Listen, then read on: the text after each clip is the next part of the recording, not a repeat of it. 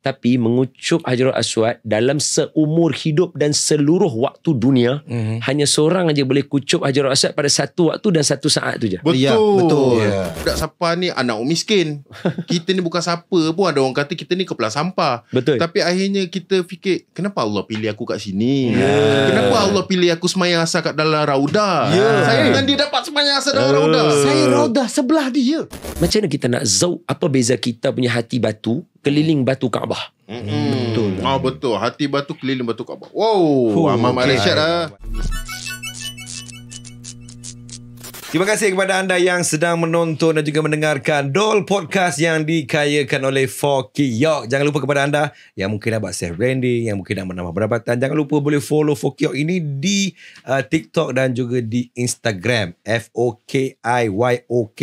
Yes.